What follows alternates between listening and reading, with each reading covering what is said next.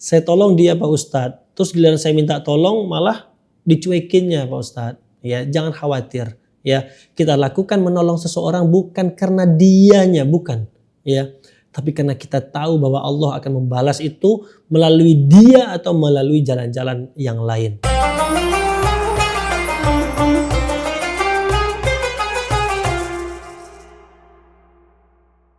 A'udzubillahi minasyaitonirrajim. Bismillahirrahmanirrahim. Assalamualaikum warahmatullahi wabarakatuh. Alhamdulillahirabbil alamin. Wassalatu wassalamu ala sayyidina Muhammadin wa ala alihi wa sahbihi ajma'in. Asyhadu an la ilaha illallah wahdahu la syarikalah wa asyhadu anna Muhammadan abduhu wa rasuluhu la nabiyya wa la rasula ba'dah. Allahumma salli wa sallim wa barik ala sayyidina Muhammadin wa ala alihi wa sahbihi ajma'in. Alhamdulillahirabbil alamin.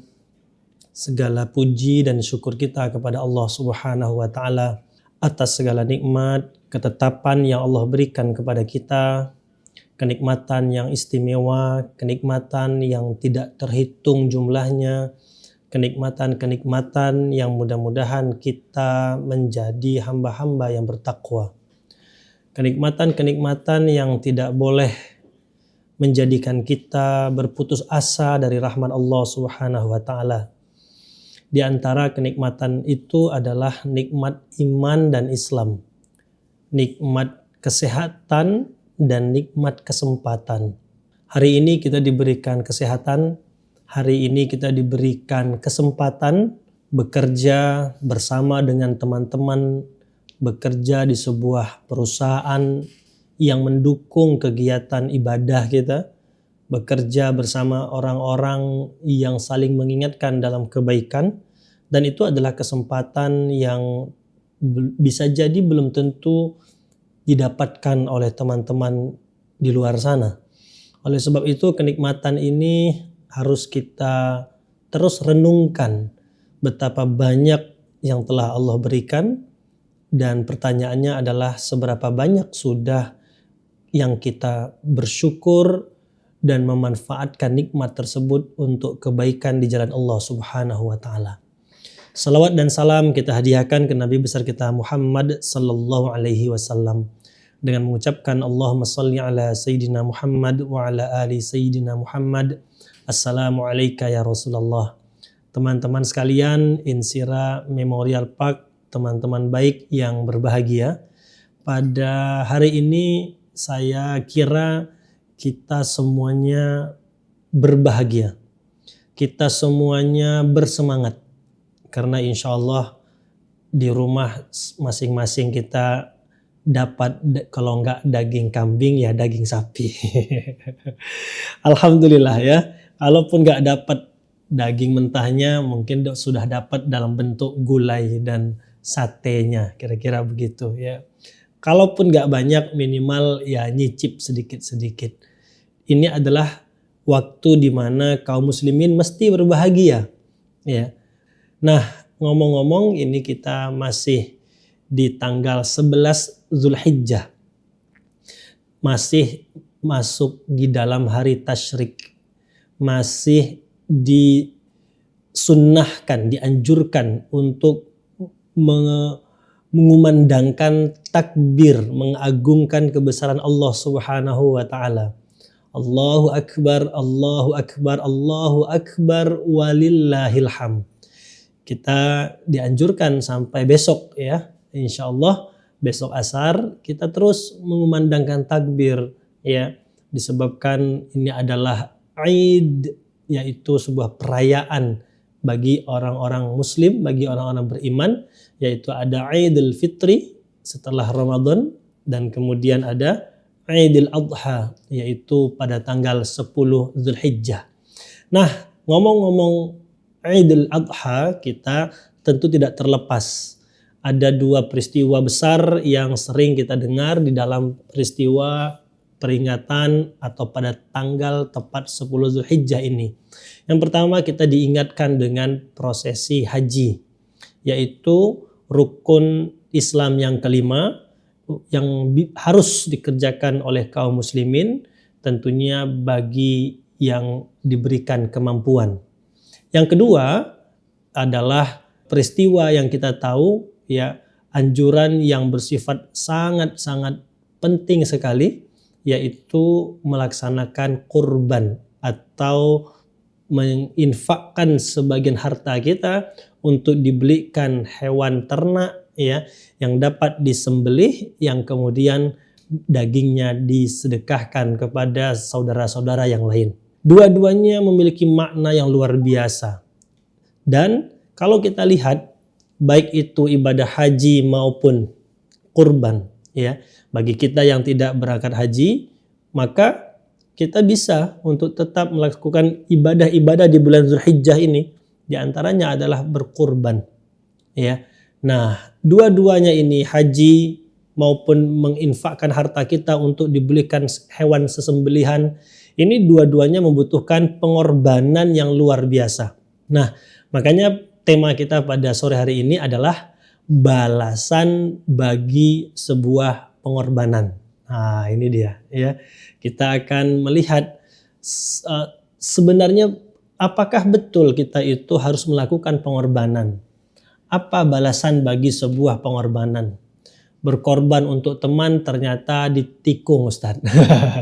Berkorban untuk seseorang ternyata disalib sama yang lain gitu ya. Kalau disalib murtad enggak katanya gitu ya. Kata anak muda sekarang. Berkorban untuk seseorang yang kemudian bertepuk sebelah tangan. Nah, ini dia.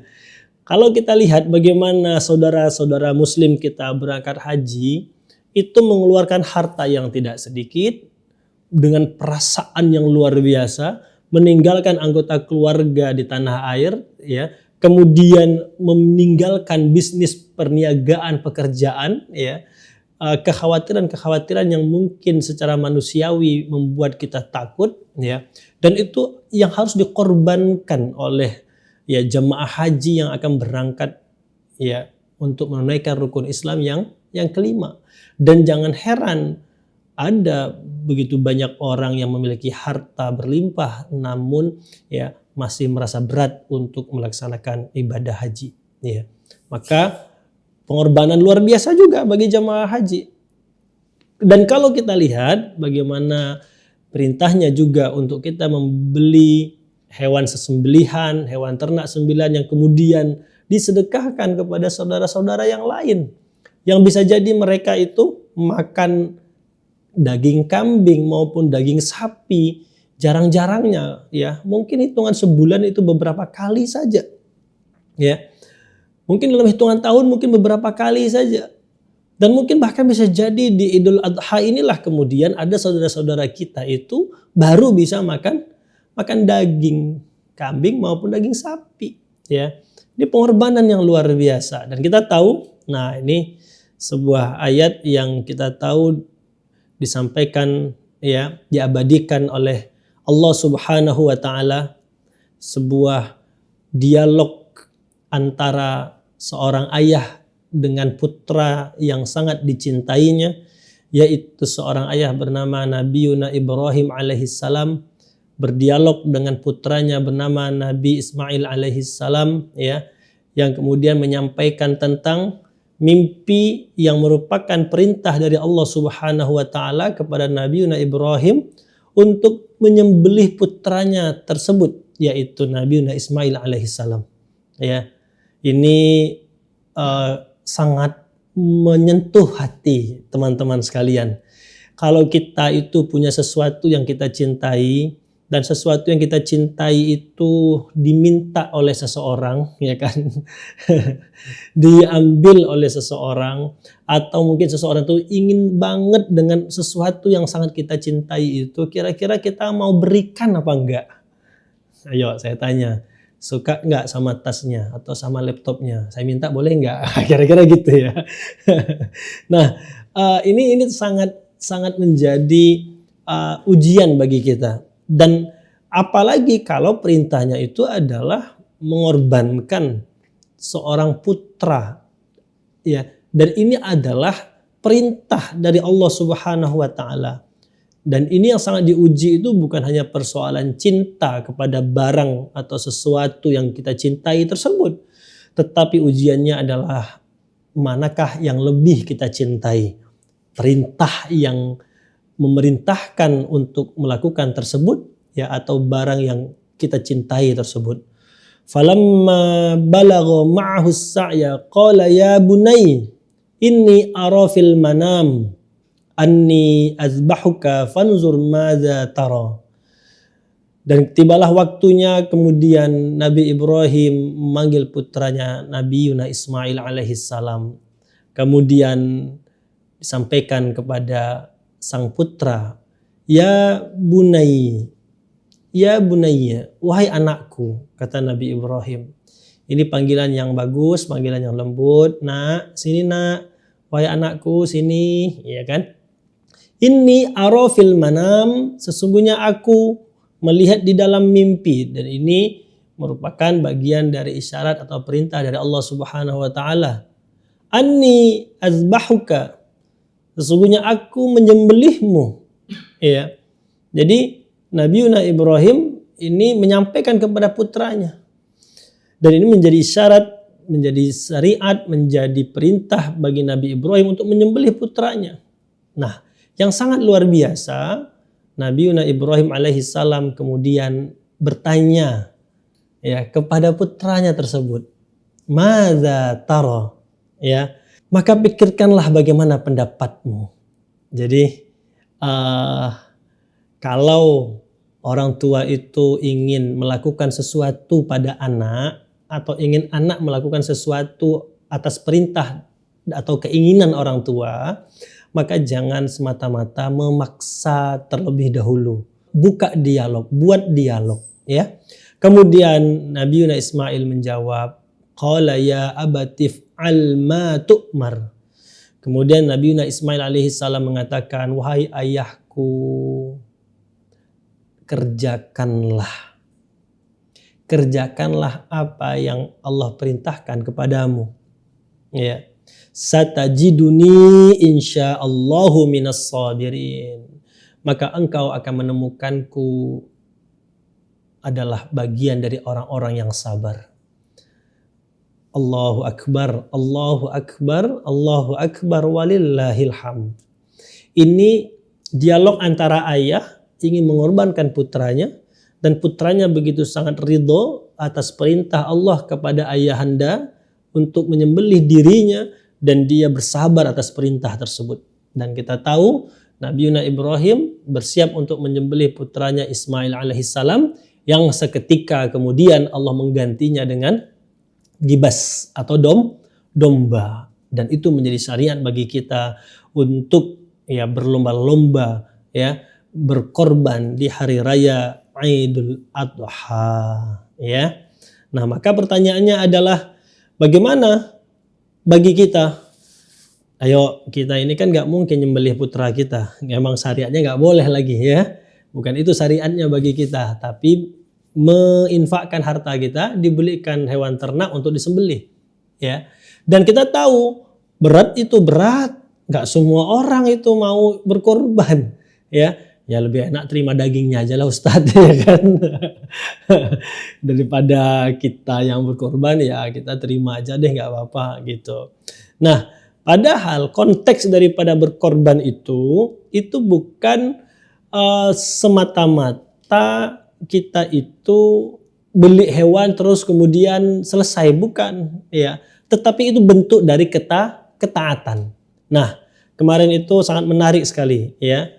Teman-teman sekalian, kita itu tahu bahwasanya setiap sembelihan itu darahnya muncrat, darahnya mengalir, ya. Dan darahnya mengalir dari hewan kurban yang kita beli, dari harta yang kita miliki tersebut, itu merupakan amal soleh yang luar biasa, ya. Jadi di antara amal soleh yang istimewa di Idul Adha ini adalah mengalirkan darah, menumpahkan darah hewan ternak, ya. Itu jangan dikira bahwa itu hanya semata ya persoalan penyembelihan seperti di misalkan rumah potong hewan gitu, ya. Tidak, tetapi ada keistimewaan di dalamnya. Nah, kalau kita lihat ayat Al-Qur'an ya lebih istimewa lagi. Sejatinya bukan semata daging dan darah tersebut yang diminta oleh Allah Subhanahu wa taala. Kenapa? Ya karena memang Allah tidak membutuhkan itu. Ya. Apa keuntungan bagi Allah terhadap darah dan daging yang disembelih itu? Enggak ada. Ya. Toh juga darahnya ngalir ke tanah, ya dibuang, kemudian dagingnya diberikan ke orang lain, dimakan oleh saudara-saudara yang lain. Konteksnya adalah ketaatan kepada Allah Subhanahu wa taala, ketakwaan kepada Allah, kepedulian kita kepada saudara kita yang lain, kesadaran kita bahwa harta yang Allah berikan ini tidak semata-mata semuanya harus kita makan, semuanya harus kita miliki, semuanya harus kita telan, enggak, ya. Jadi kemarin itu ada perumpamaan yang disampaikan oleh guru kita. Kalau kita itu dapat jeruk, ya, satu buah jeruk, pertanyaannya, apakah satu buah jeruk itu akan kita telan semuanya? Maka jawabannya enggak. Kenapa? Karena di situ ada kulitnya, ada bijinya, ya, ada dari satu bulat jeruk itu saja, itu ada yang mesti dibuang atau dikeluarkan. Ya, mangga begitu juga, kulitnya dibuang, bijinya dibuang. Enggak semuanya itu utuh langsung telan, enggak. Ya. Ayo buah apa lagi kira-kira? Jambu juga sekalipun, ya. Kalau kita tahu ada jambu misalkan, ya ada biji-biji yang mungkin harus dibuang, ada hal-hal yang mungkin enggak semuanya bisa kita telan. Bukan hak kita untuk kita makan semuanya. Bahkan kadang-kadang bisa menjadi sakit kalau kita berlebihan. Maka harta yang Allah berikan kepada kita tidak semata-mata keseluruhannya itu harus kita makan dan kita keep untuk diri kita sendiri. Tetapi ada yang kemudian Allah perintahkan untuk dikeluarkan. Untuk dikeluarkan.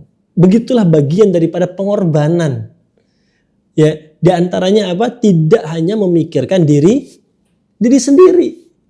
Maka kalau di perusahaan ini teman-teman sekalian kita tahu kita semuanya berjuang, berkorban, dan minimal-minimal kita sadar kita bekerja untuk mencari nafkah. Ini bagian dari pengorbanan kita. Untuk siapa? Untuk istri dan anak-anak kita. Untuk keluarga kita. Kita pergi pagi, pulang sore, malam, berkorban tenaga, pikiran, waktu, ya. Kita berkorban harta juga mungkin, ya. Apakah dapat gaji kemudian gajinya kita makan sendiri? Enggak. Kita dapat gaji, dari gaji itu ada hak bagi istri kita, bagi anak-anak kita, bagi orang tua kita, mungkin bagi keluarga-keluarga kita yang lain, ya.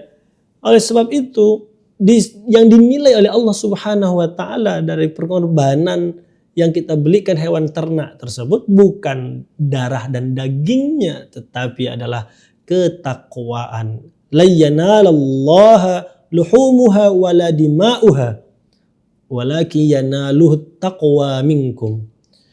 Bukanlah daging dan darah hewan kurban itu sampai kepada Allah, bukan, enggak akan sampai. La yanalallah. Ya. Tidak akan sampai kepada Allah itu. Darah dan daging itu. Yang sampai kepada Allah apa? Ketakwaan di antara kalian. Ya. Takwanya apa? Takwanya adalah dari setiap harta yang kita miliki. Ingat, itu ada perintah Allah Subhanahu wa taala untuk disedekahkan, untuk disisihkan, untuk diberikan, untuk disalurkan kepada saudara-saudara kita yang bisa jadi rezekinya berbeda yang Allah titipkan pada kita. Ya. Kalau kita lihat itu perintah-perintahnya, inna a'tayna kal kautsar fasholli li rabbika wanhar. Maka tegakkanlah salat, kerjakanlah salat oleh kalian dan kemudian berkorbanlah. Ya. Maka perintah ini perintah yang memang harus dikerjakan, ya. Dan terkategori sunnah muakkadah yang sangat dianjurkan. Dan kita lihat, Masya Allah, ya. Itu kalau penyembelihan, kaum muslimin berkumpul, ya, bersilaturahim, melihat pengorbanan, melihat darah yang tertumpah, mencacah-cacah daging, ya, meletakkannya di besek gitu ya, di kresek dibagi-bagi kepada saudara-saudara yang lain, malam-malam nyate gitu ya. Itu kan menjadi syiar yang luar biasa ya. Dan kita tahu bahwasanya disitulah letak ketakwaan ya.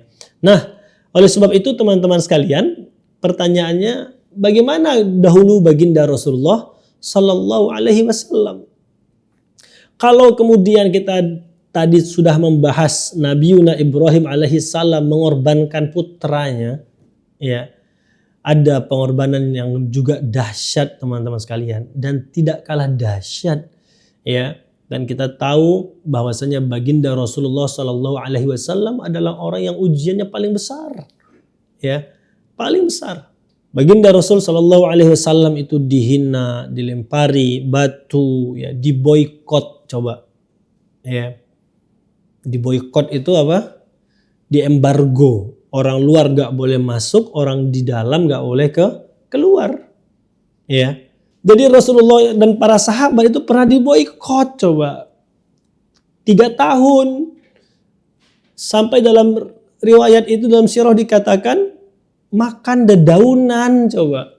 Ya. Jadi kalau kita kemudian masih merasa bahwa kita ini paling sengsara di dunia, bangun gitu ya.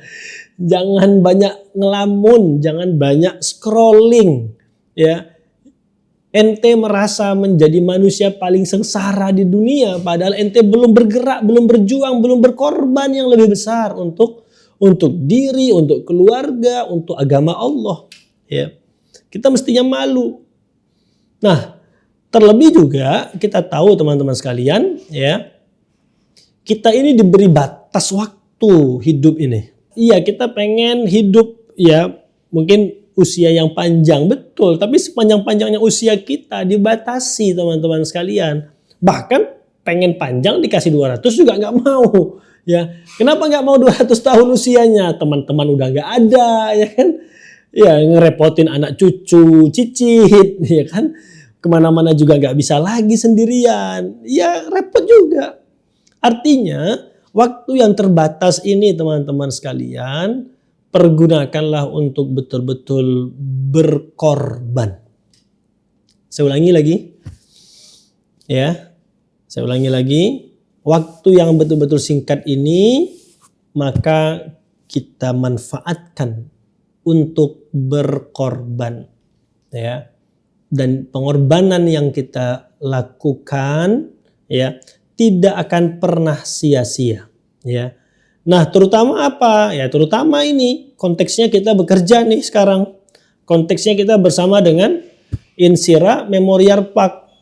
Konteksnya kita sekarang, ya, bersama di dalam sebuah lembaga perusahaan yang kita mendapatkan rezeki dari sini, yang kita mendapatkan kenikmatan melalui perantara perusahaan ini dari Allah, ya, maka ini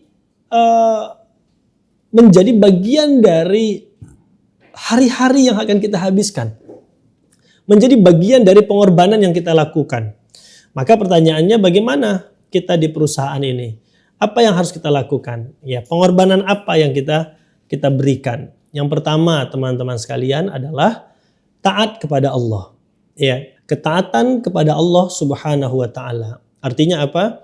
Sudah menjadi barang tentu kalau kita ingin perusahaan ini tumbuh berkembang dan berkah, maka harus diisi dengan orang-orang yang menjalankan ketaatan kepada Allah Subhanahu wa taala.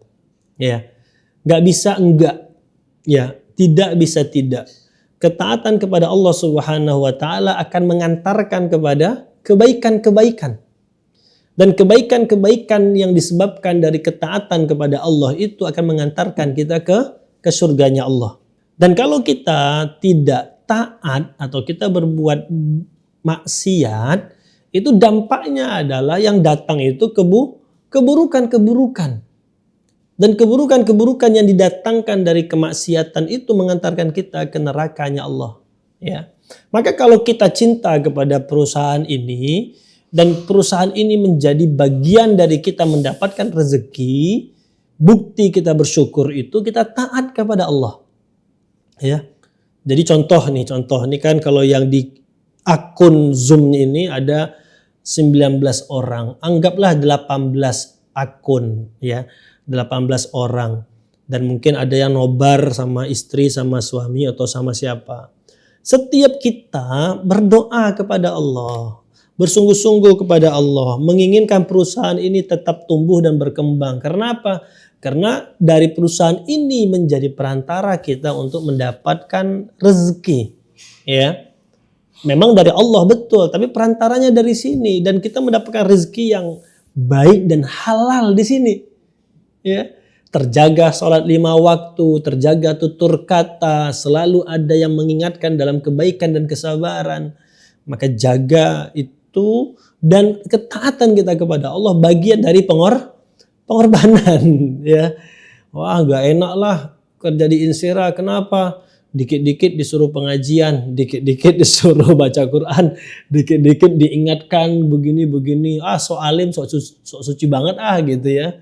Nah, ini yang harus kita lihat bahwa kita taat kepada Allah bagian dari pengorbanan dan di perusahaan ini mendukung untuk terus semakin luas keberkahan. Yang kedua, ya. Nah, ini karena kita tim, kita keluarga, kita bersama, ya, maka kita tidak boleh egois. Nah, ini dia. Kita mesti harus melakukan pengorbanan. Apa pengorbanannya? Mendahulukan kepentingan bersama. Artinya, kalau kita ingin lembaga atau perusahaan ini terus tumbuh dalam kebaikan, jangan 1-2 orang merasa lebih unggul dan merendahkan orang lain. Gak boleh. Atau merasa bahwa untuk mendapatkan kepentingan pribadi ya dan tersembunyi sehingga ya menyengsarakan kebersamaan, jangan ya. Atau bahkan ya menginginkan keburukan-keburukan bagi orang lain. Nauzubillah min zalik ya. Itu suatu hal yang tidak boleh di dalam sebuah kebersamaan yang baik. Berikutnya ya, siap berproses. Nah, ini dia. Ya, kita tahu Insira memiliki luasan proyek yang luar biasa. Ya, kalau di checking down itu, kalau didetailkan tentunya butuh orang, butuh waktu, butuh tenaga, butuh pikiran yang tidak sedikit. Ya, maka kita harus siap untuk terus tumbuh, berkembang, berproses. Ya, karena tidak instan, ya, tetapi juga tidak boleh berhenti.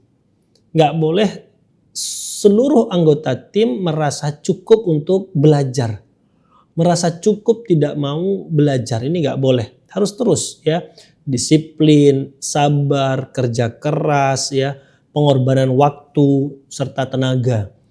Nggak enak kita ini tenaga kita diporsir, waktu kita juga di luar sana jauh lebih parah ya.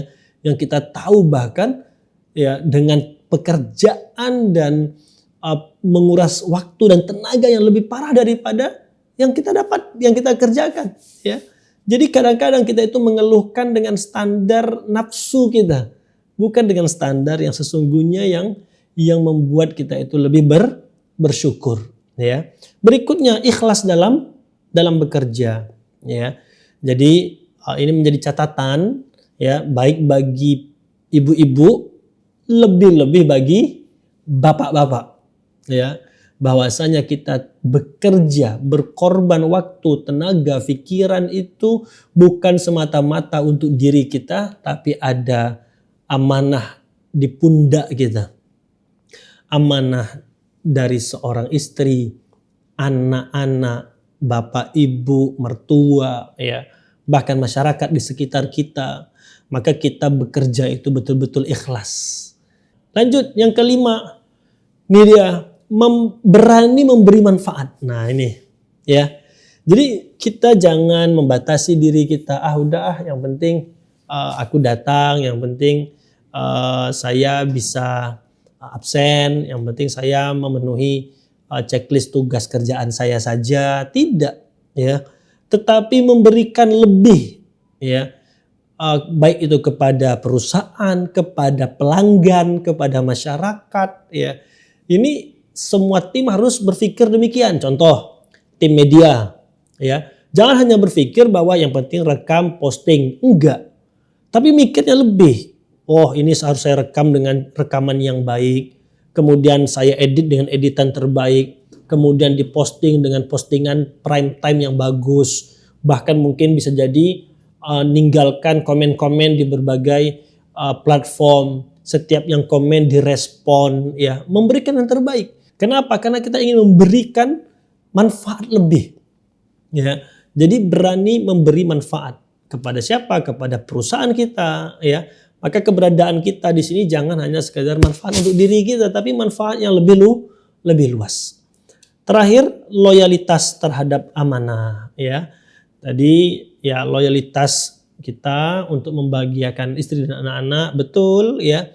Tetapi jangan lupa bahwasanya kita itu melakukan membahagiakan istri dan anak-anak itu dengan cara melakukan, menuntaskan, mengerjakan apa yang Allah berikan, ya, amanahkan kepada kita, ya. Pekerjaan-pekerjaan tim media, tim marketing, tim lapangan, tim event, ya. Tim apapun itu kerjakan dengan sungguh-sungguh, ya. Loyalitas terhadap amanah tersebut, karena itu adalah, ya, akan dimintai pertanggungjawaban bukan cuma di dunia tapi juga di akhirat.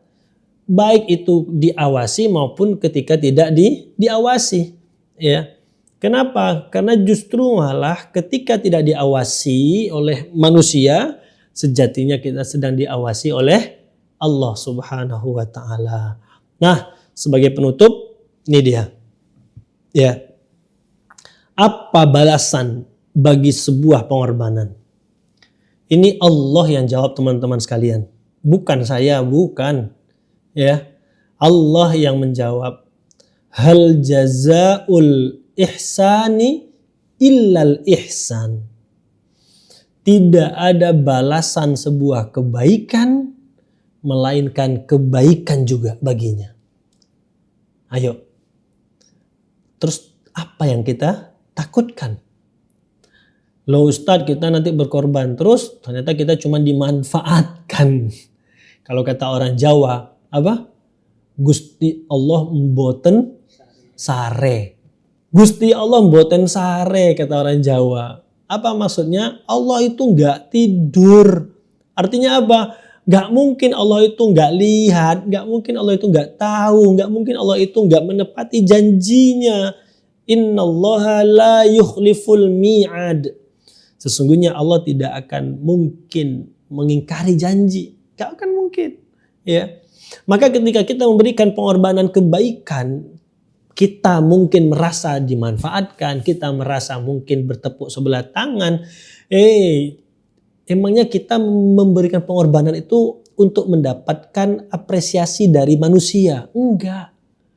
Kita memberikan pengorbanan itu, ingat tadi, bukan karena kita pengen diapresiasi oleh manusia, tapi Allah yang maha mengawasi.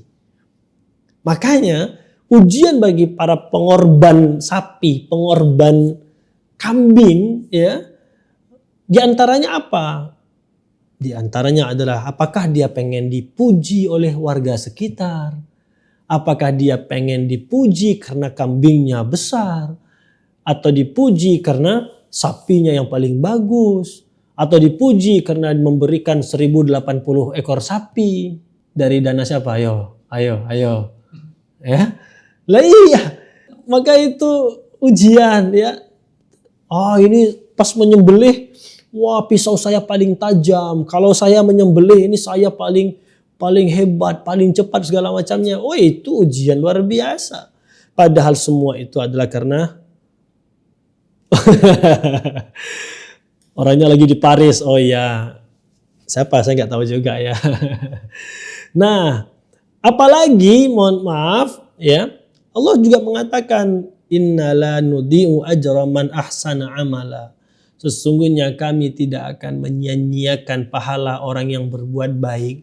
Kalau tidak di dunia, itu kita harus yakin ada kehidupan setelah dunia. Ini yang kita pegang. Apa istilahnya? Yang dimakan itu ya cuma sampai sini batasnya. Ya, kalau udah lewat dari sini semuanya sama. Jadi nikmat itu cuma mungkin di lidah saja. Ya. Maka pilihlah yang masuk itu yang halal dan toib saja. Nggak mesti ikut-ikutan tren makan ini, makan ini, makan ini, justru malah menjadi penyakit. Ya.